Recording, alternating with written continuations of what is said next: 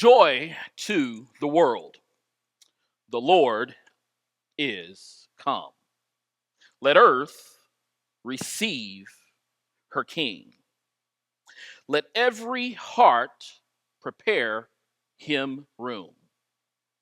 And heaven and nature sing. And heaven and nature sing.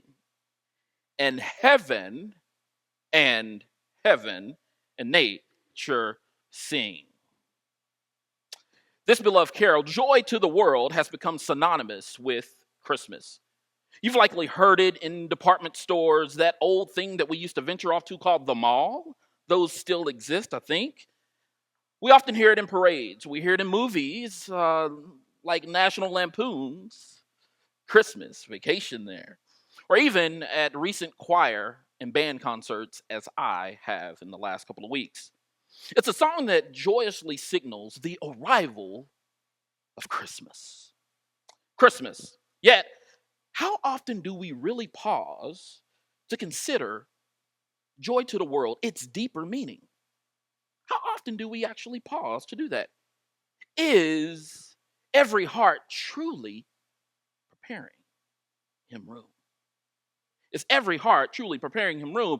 Well, in today's world, it's more like earth has a ring on it because she's receiving the king who put a ring to it.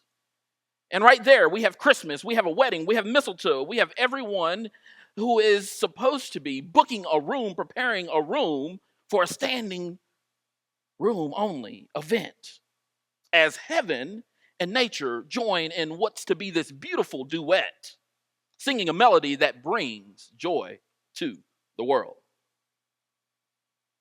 Now, truth is, let's throw in Elf on a Shelf that mysteriously moves from room to room. Some guy, Santa, is coming to town. Let's throw in a few ugly Christmas sweaters, shirts, jackets, or even the old Christmas socks. Let's throw those in. And plus a secret Santa or two with a gag involved, right? And welcome to postmodern take on what it means to care about Christmas. It's been redefined by commercialization. Or in Charlie Brown's words, or the words of his little sister Sally, Christmas is getting all you can get while the getting is good. But is Christmas really about getting all you can get while the getting is good? Is that what truly brings the world joy? Is this really Christmas? Is it? Truth be told, many of us, though, we're more like Charlie Brown when we find ourselves saying, I think there must be something wrong with me. Christmas is coming, but I'm not happy. I don't feel the way that I'm supposed to feel. Christmas is supposed to make me feel a certain way. Perhaps you felt this way, and if not, maybe you're probably nudging someone that you do know who feels that way. But simply put, though, when Christmas becomes about fleeting joys, fleeting feelings of joy through gifts, through decorations, through festivities, rather than the staying story of truth that we find in Jesus, we find ourselves, instead of singing, we find ourselves groaning and unfulfilled, often lamenting like Charlie Brown, saying, good grief, I just don't understand Christmas, I guess. I like getting presents and sending Christmas cards and decorating trees and all that, but I'm still not happy. I always end up feeling depressed every Christmas. Now, when Christmas becomes about renting out our hearts to people, places, and things, and we leave no room for the enduring story of Jesus, it's no wonder that our hearts can't sing joy to the world.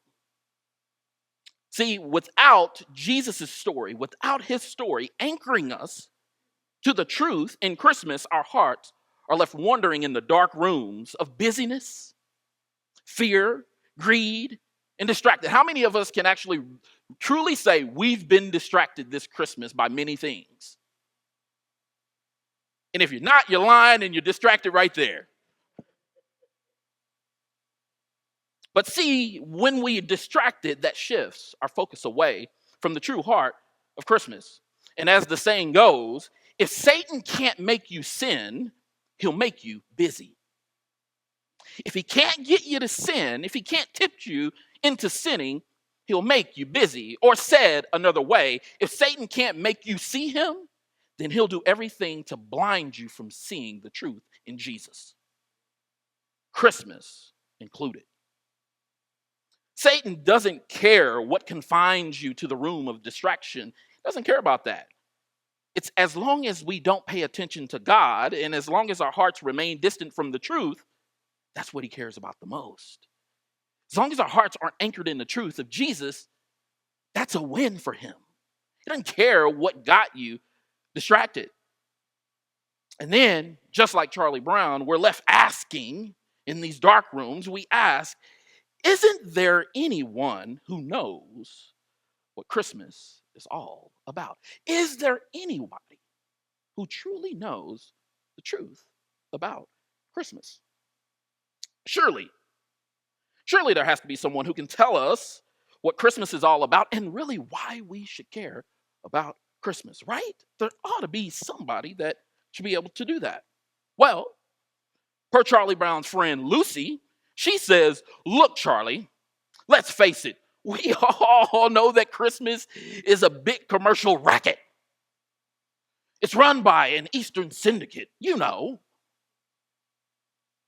What would all of our lives be like without that cynical, that sarcastic friend, Lucy? What would our lives be like? You know, those who they mean well, but they often overlook the deeper truth. Lucy's cynicism, though, it does carry a kernel of truth, being that a story has been syndicated from the East, just not the one that she's talking about.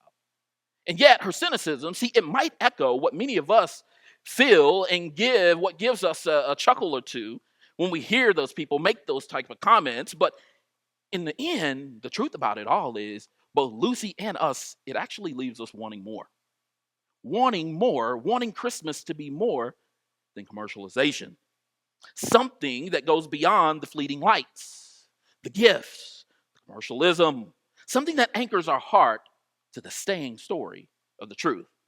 Now, thankfully, there's another voice in Charlie Brown's Peanut Gang's crew who speaks up. It's more of a quiet, more of an endearing voice, but he tells the story of an enduring truth. Her brother, Lucy's brother, isn't that ironic?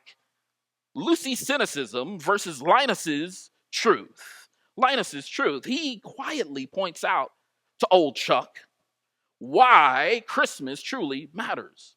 The birth of Jesus Christ. He points that out. He points out something that's not new. No, this has been around. What he's truly signaling at is what's written by Luke. If you don't know who Luke is, he authored not only the gospel bearing his name, but he wrote Acts. Acts. Both are outstanding histories when you get a chance to go read, which I invite you to do. But here's why Linus says that we need to get to know Luke.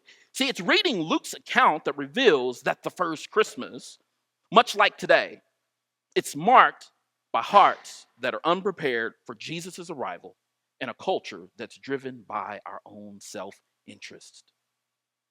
In Luke 2, look what it says. He begins the enduring story of why Christmas truly matters by introducing us to Jesus. What he says, in those days, Caesar Augustus issued a decree that a census should be taken of the entire Roman world. What is going on here? Well, Augustus is actually the nephew of Julius Caesar, but that doesn't necessarily mean anything to you other than to mean that Augustus, he was the first emperor, and his title actually meant Son of God. So the Son of God orders a census as the true Son of God is making his way into the world. But why? Why would Caesar Augustus, why would he do such a thing? Well, just like anybody else in this day that's down for them and nobody else, me, my, for, and no more, it was to ensure a steady tax revenue for his empire. Hitting those pockets. See, when you start hitting people's pockets, things get real. It was all ha ha, hee hee, cynicism, sarcasm, until that pocket got hit. Then it got real. It got real, but it goes on to say, look at verse 2. This was the first census that took place while Quirinius was governor of Syria. Why in the world? What is Luke doing here? He's saying Quirinius governed twice and was the first census. That was the first thing that happened on his watch. Luke isn't telling us a once upon a time story like the Peanuts gang in the comic strips. That's not what he's doing. He's actually making a historical mark. He's going, I dare you to go look this up, because you're going to find, when you look through the corridor of history, you're going to see a Caesar Augustus. You're going to see the census. You're going to see Quirinius. He wasn't just making it up, as some like to believe the story of Jesus is. No, he's marking a historical moment. He's anchoring us to what we like to call a verifiable truth, not a relative truth, an absolute truth. See, a lot of times we love living in the moralism of today or the relativism of today of we'll make what's true to us only when it's convenient to us. That's not what Luke is doing. Luke is saying, no, this is hardcore verifiable truth, not only by me, but when you look back through the history of other eyewitnesses. But then look what he says in verse 3, and everyone went to their own town to register. So Joseph also went up from the town of Nazareth to Galilee, to Judea, to Bethlehem, the town of David, because he belonged to the house and line of David. When you turn to the book of Matthew, Matthew gives you a whole bunch of begats. Matter of fact, don't read Matthew after 8 p.m. Because as soon as you open it, it's going to go through a whole line, and you're going to get somewhere about 10 to 14 in, and yes, read it during the day before 8 p.m., and it will show you Jesus' line. And this is the line of David. Verse 5, he went there to register, Joseph did, with Mary, who was pledged to be married. So they're engaged. They're not married, but she was expecting a child. Wow. Plot twist things. Wait, they're not married, but they're having a baby? How is this?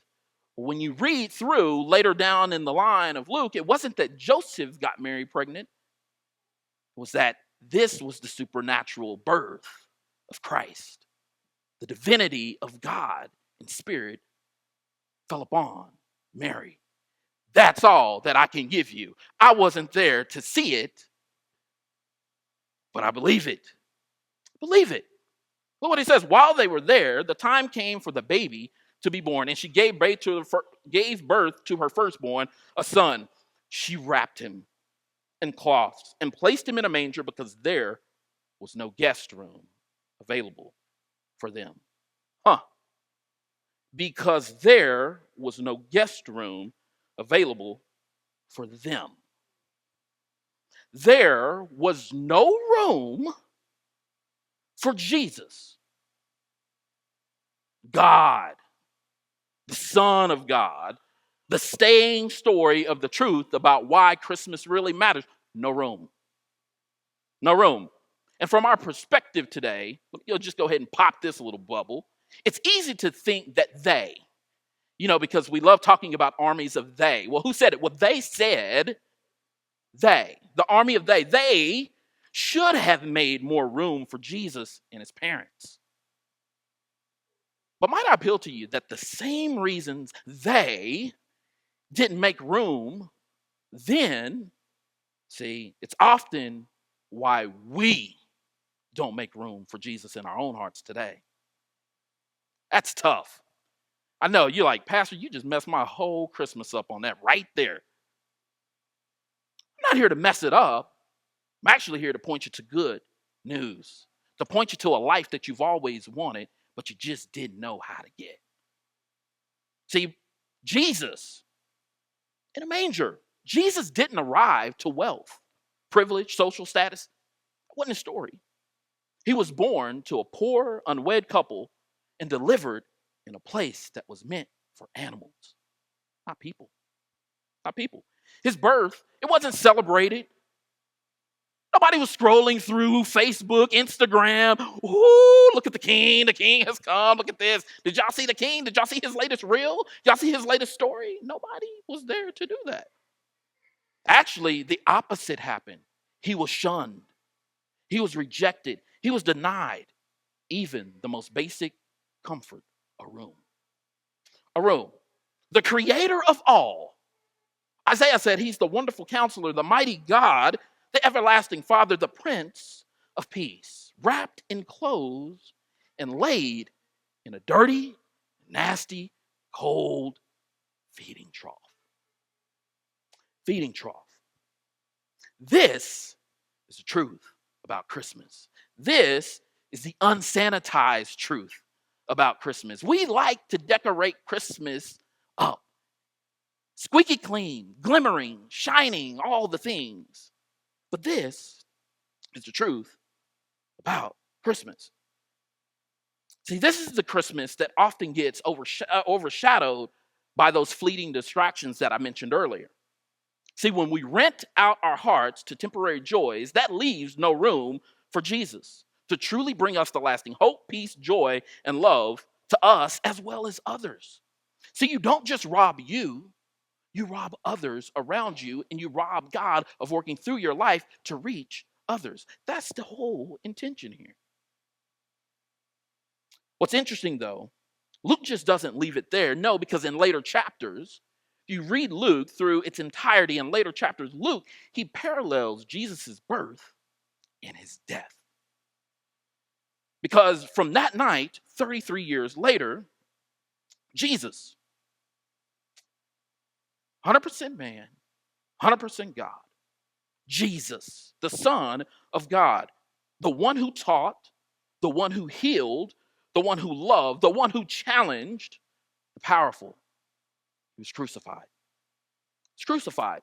Whoa, Pastor, you took us to Easter. Bro, we ain't even made it to Christmas. How you going to swing us around to Easter like that? He endured the most humiliating death anyone should ever have to endure. And after he died, after dying upon the cross, giving up his life, exchanging it for ours, Luke writes and he says his body was wrapped in cloths once more and laid in another cave. He came from a cave, birthed in a cave, he died in a cave. In that cave, neither one was him, they were both borrowed. So why do I tell you all of this? Well, I'll tell you for the same reason that Linus answered Charlie Brown. You remember the Charlie Brown's good old question? Isn't there anyone who knows what Christmas is all about? Well, if you remember from this scene, they shift back to Linus and he starts reading Luke 2, verses 8 through 14. Look at what it says. It says, Linus gets up in his quiet little self with his little blanket and he says, and there were shepherds living out in the fields nearby, keeping watch over their flocks, the lowest of low, out in a field at night. And the angel of the Lord appeared to them. The glory of the Lord shone around them, and they were terrified. But the angel said to them, do not be afraid.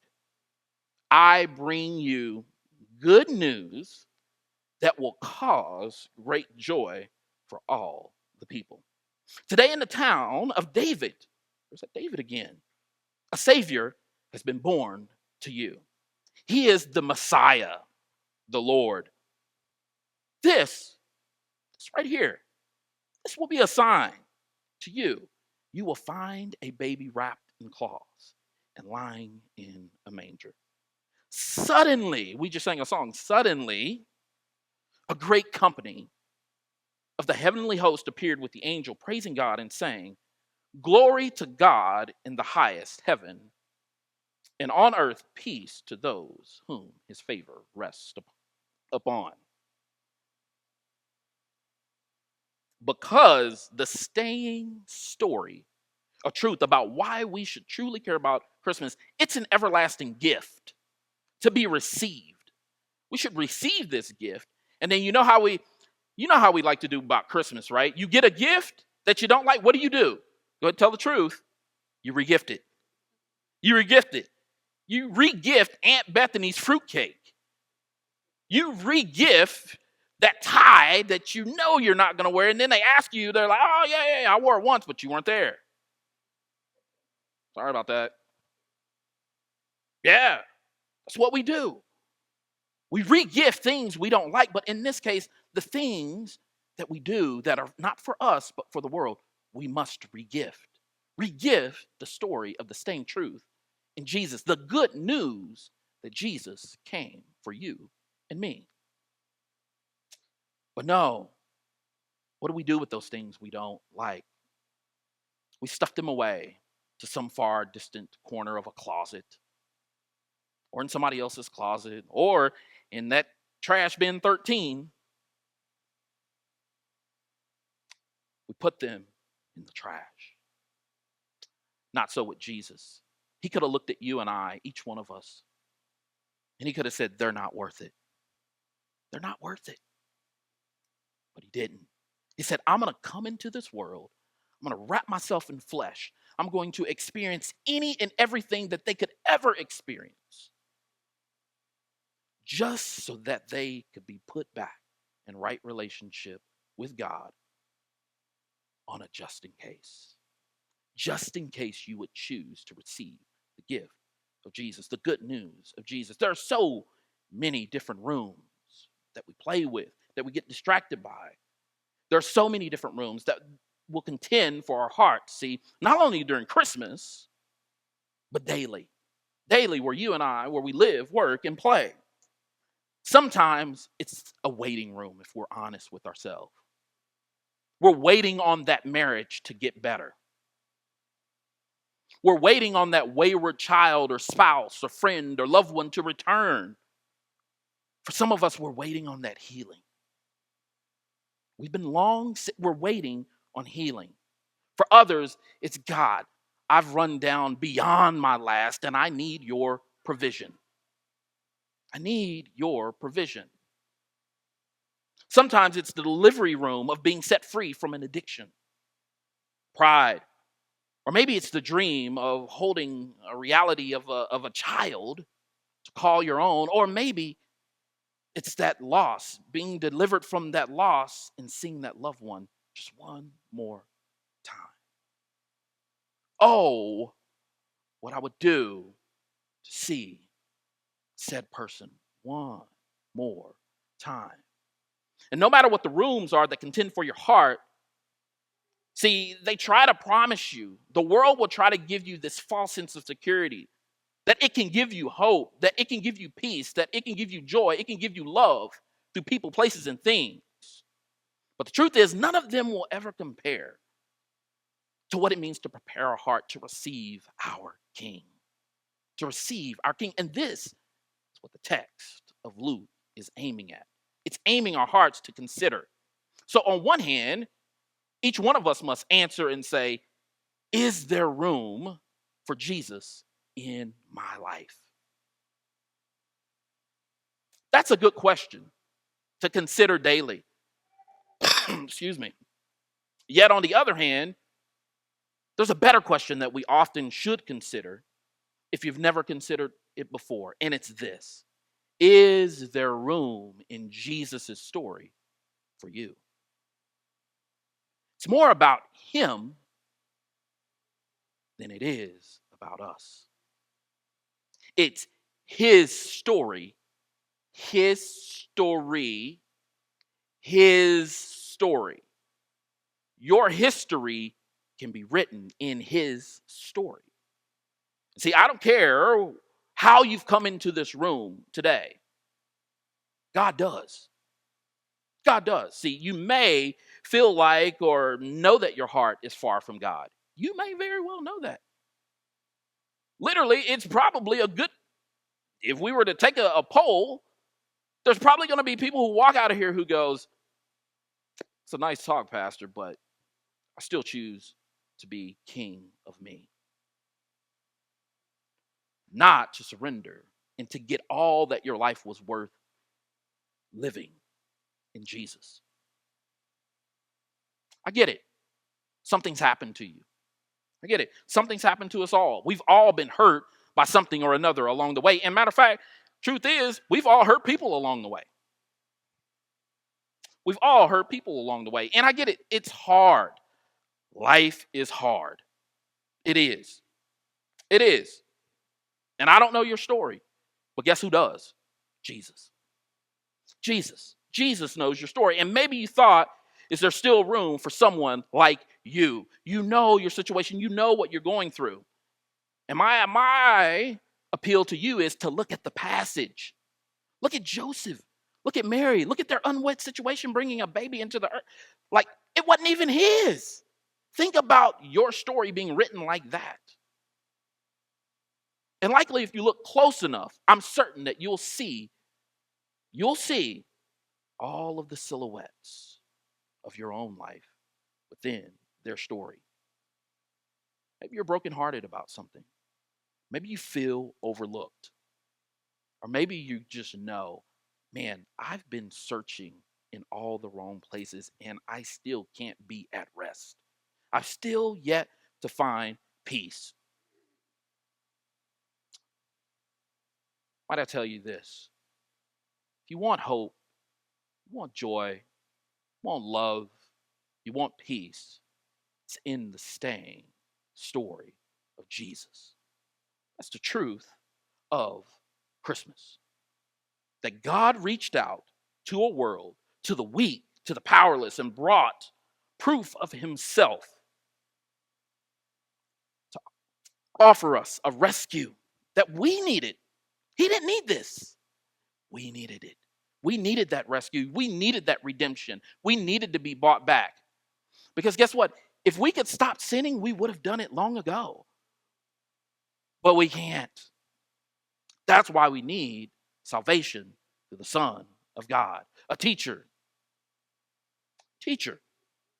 no class. General with no army. A healer with no church. A leader with no building with his name on it. What does he have? Your life and my life. That's where he's writing his greatest story, is in our lives. In our lives.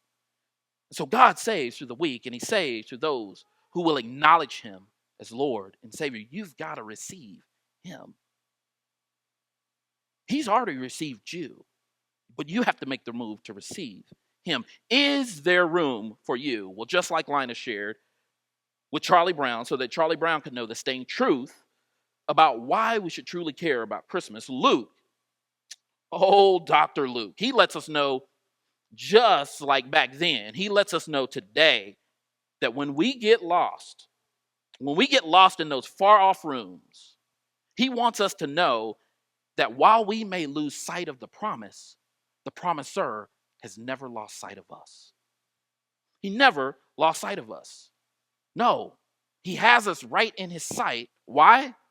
Because he's using his story to make room for all of us. Why? So that joy to the world.